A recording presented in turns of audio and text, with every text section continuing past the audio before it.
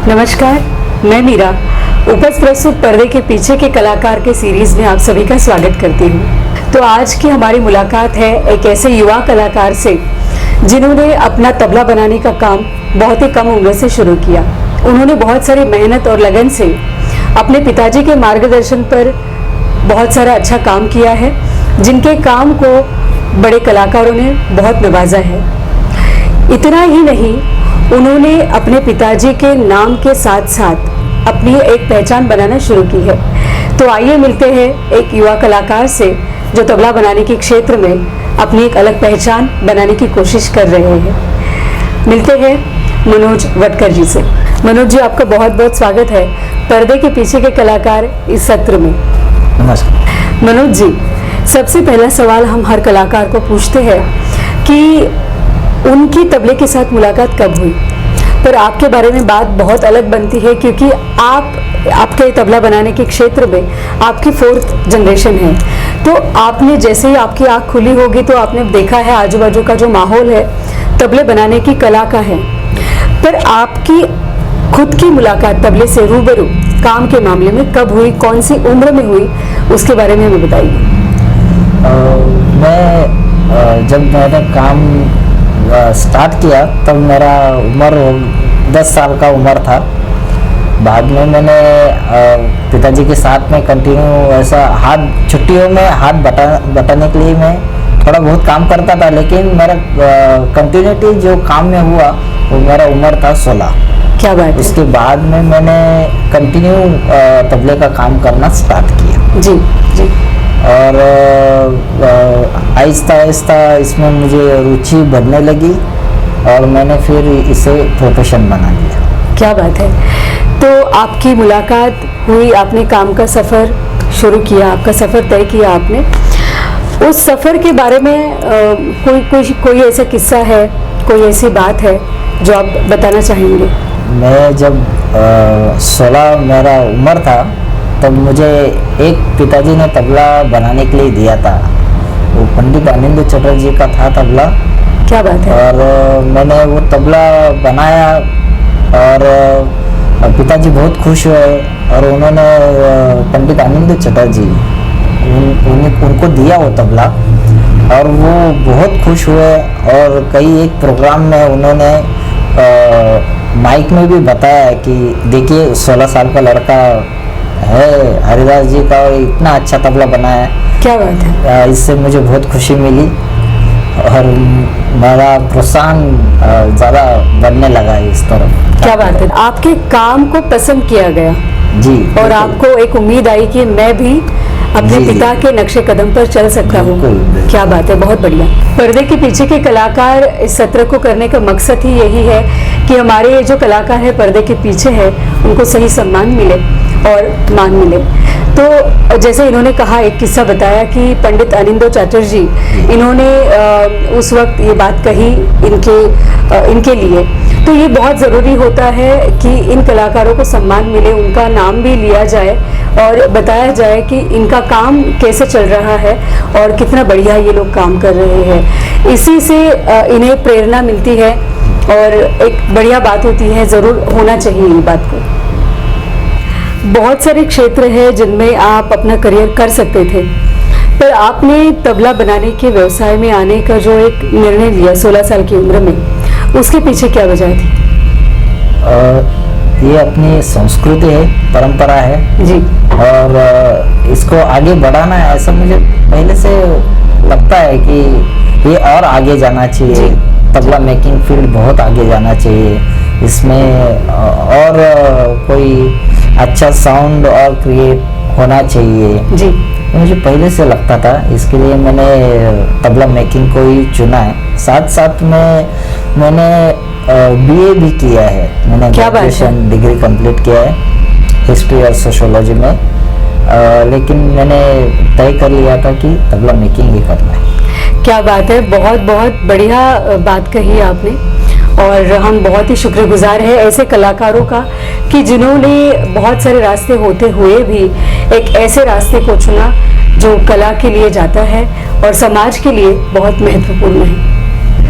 मनोज जी, जैसे कि आपने कहा 16 साल की उम्र में आपने ये तय कर लिया कि आपको इसी क्षेत्र में, तबला बनाने के क्षेत्र में आपको करियर करना है। जाहिर सी बात है, उस वक्त पहले ही आपके बाबा ने उनका नाम इतना बड़ा किया है तब से कि बहुत सारे कलाकारों का आपके यहाँ पे आना जाना रहता था।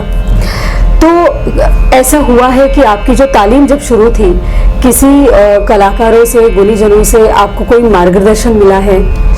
मैं सभी कलाकारों से सीखता रहता हूँ कुछ ना कुछ, लेकिन जो तबला मेकिंग का जो ज्ञान है जी, वो मैंने सिर्फ मेरे पिताजी से ही लिया है। वो खुद एक तबला मेकिंग की यूनिवर्सिटी है। जी बिल्कुल बिल्कुल। और उनके पास ज्ञान का पूरा भंडार है। जी जी। और जी, उसी से हम लोग तबला मेकिंग का पिताजी से पूरा काम सीखा है हमने।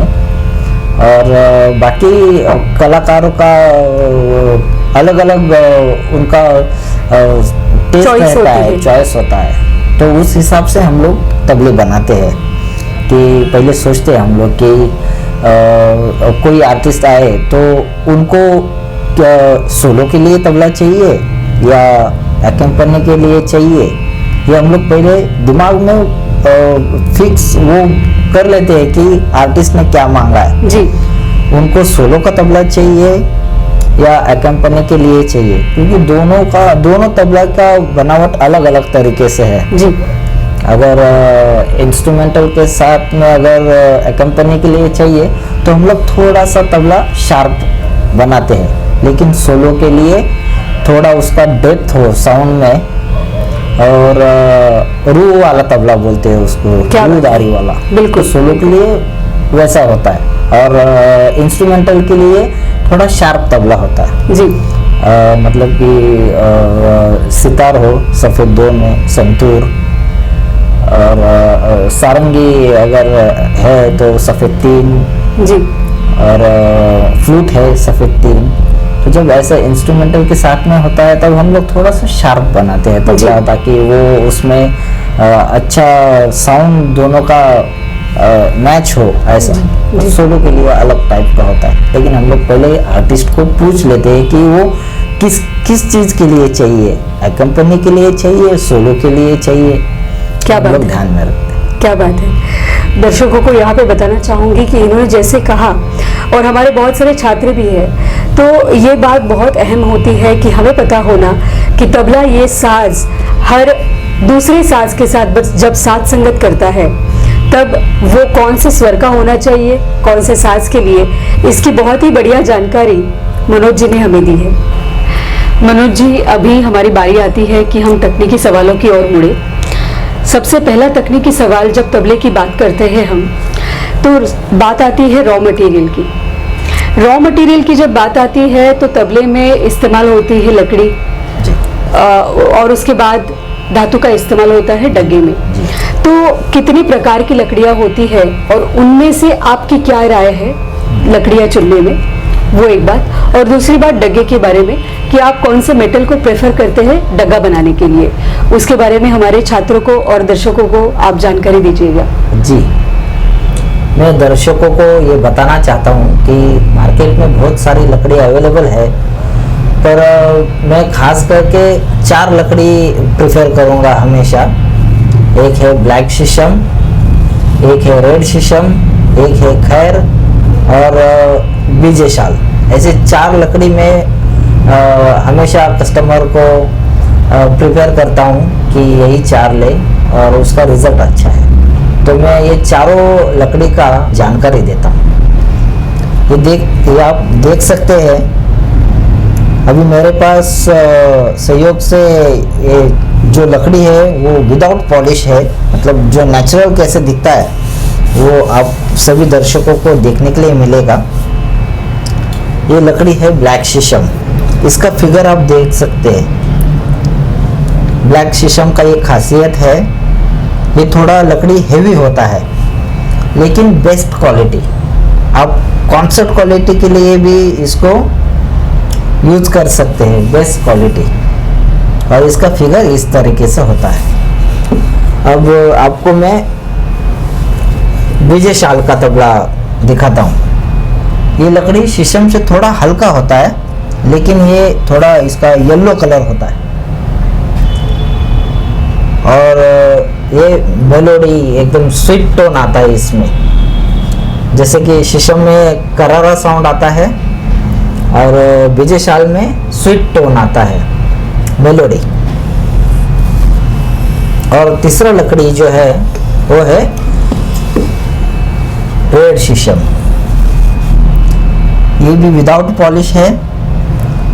रेड शीशम थोड़ा लाइट वेट होता है, ट्रैवलिंग के लिए भी अच्छा है, और जिसका बजट कम है वो भी रेड शीशम का लकड़ी ले सकते हैं।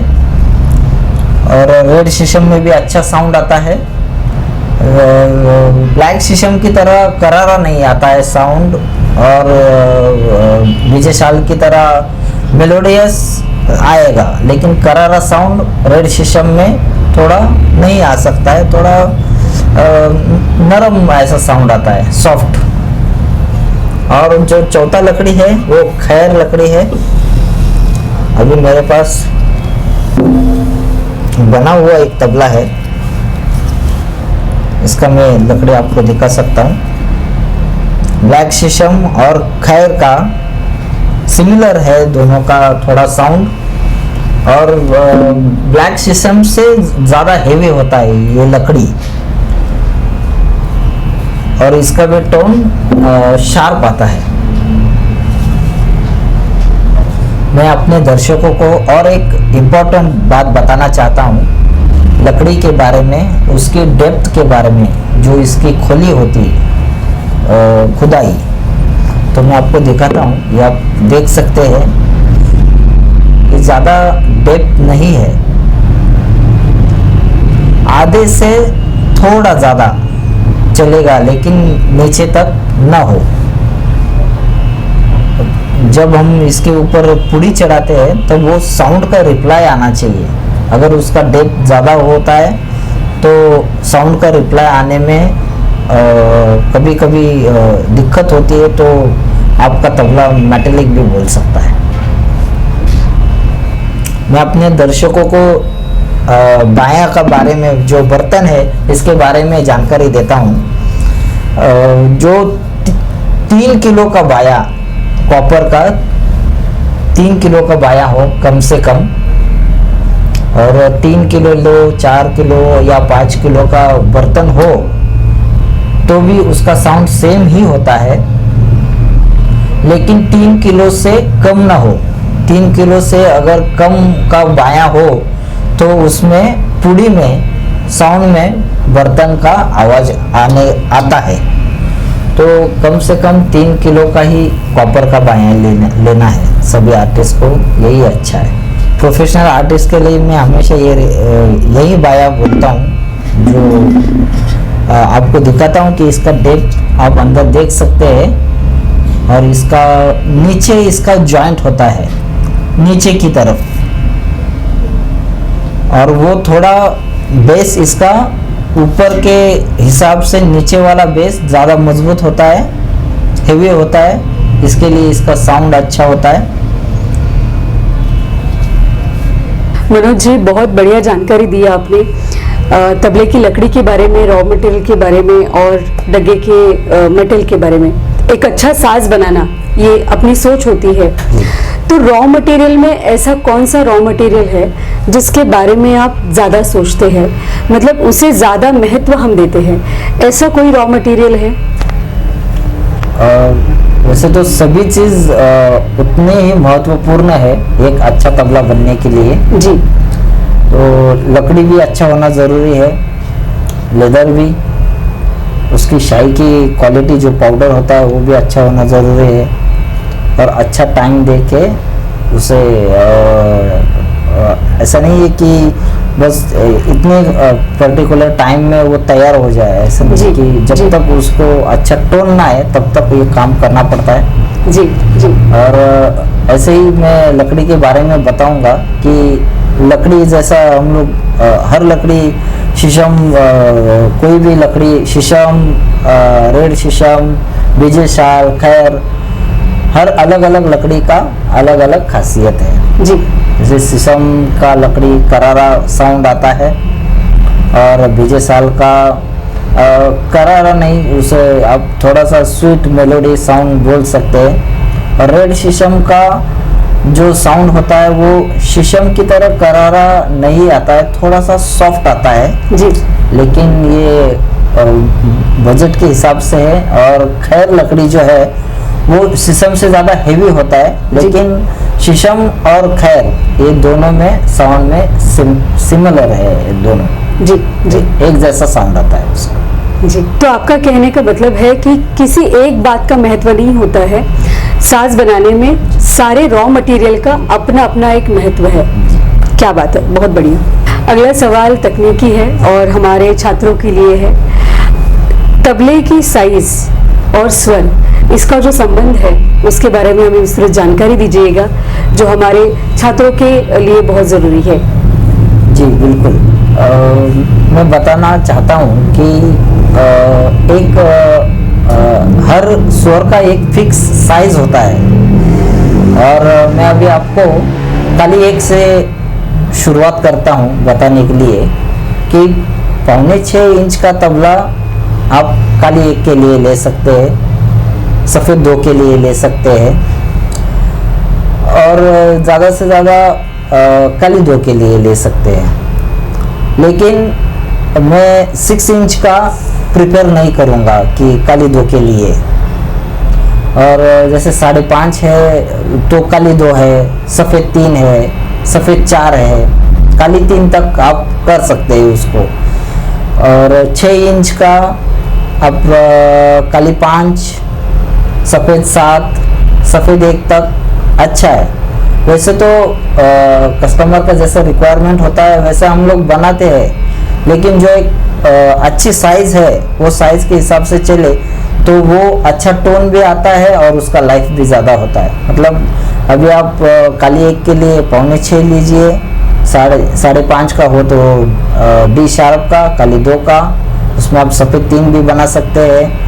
और ऊपर के स्केल में जैसे 5.25 में आप एफ शार्प बनाइए, जी शार्प बनाइए, और जो नीचे के स्वर है उसमें आप 6 इंच में काली 5, 6.25 में काली 4, और 6.5 इंच में ढाला तबला सफ़ेद 3, काली 2, और 7 इंच में भी आप काली 2 और काली 1 का ढाला तबला बना सकते हैं। क्या बात है, बढ़िया जानकारी दी आपने हमारे छात्रों के लिए।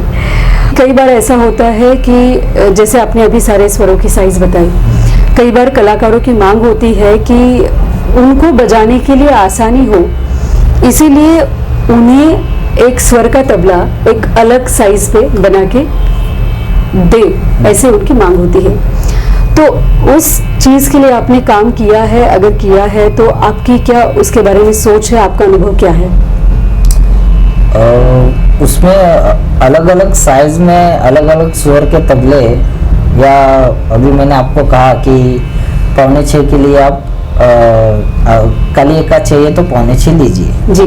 पर अगर कोई कस्टमर बोलता है कि मुझे और थोड़ा बड़ा चाहिए, मतलब 6 इंच में काली 1 चाहिए जी जी, तो हम बना के देते हैं वैसे तो, लेकिन हम लोग पहले बताते हैं कि 6.25 ही उसका बेस्ट साइज है। अगर 6 इंच चाहिए तो हम लोग बनाते हैं, लेकिन हम लोगों को उसको पहले से ध्यान रख के उसका काम करना पड़ता है जी, और उसके लाइफ के ऊपर कोई खास असर नहीं होता है। लेकिन ज़रूरत हो तो ही बड़ा तबला लेना ठीक है, नहीं तो जो साइज फिक्स साइज है वही लेना चाहिए, और उसका लाइफ भी अच्छा रहता है। उसी के साथ में मैं अगर कोई स्टूडेंट हो तो वो बड़ा तबला ना ही ले तो बेटर है, क्योंकि उसका उसे मेंटेन करना, सुर में मिलाना जी, उसे संभालना वो आना चाहिए। और अगर कोई 6 इंच का तबला लेता भी है आर्टिस्ट, तो उसको इसका पूरा मेंटेन करना, मतलब सुर में उसको मिलाना या थोड़ा सा सुर में कम करके एक जैसा तबला बजे, ऐसा एक जैसा मिलाकर रखना, ये सब चीज़ आना ज़रूरी है जी जी जी। अगर वो नहीं होता है तो उसकी लाइफ कम हो जाएगी। क्या बात है। तो अगर हम बड़े साइज का तबला ले, जैसे आपने कहा, तो आपको ट्यूनिंग की नॉलेज होना बहुत ज़रूरी है, और आपको इस बात का ज्ञान होना कि उसकी केयर कैसे करनी है वो बहुत ज़रूरी है। बहुत बढ़िया जानकारी मनोज जी ने दी है हमें। और मनोज जी ने जो साज बनाए हैं, उनका जो काम है, उस काम को देखने का सौभाग्य हमें एक अच्छे कलाकार के साथ, बहुत ही जाने माने मशहूर कलाकार है हमारे, उनके साथ साउंड चेक के सेशन के लिए जाने का मौका हमें मिल रहा है। आप सभी लोगों के लिए एक सरप्राइज है ये, और आप ज़रूर देखिएगा। अगले एपिसोड में हम ये सेशन करने वाले हैं। तब तक के लिए हमें इजाज़त दीजिएगा और जुड़े रहिएगा। धन्यवाद।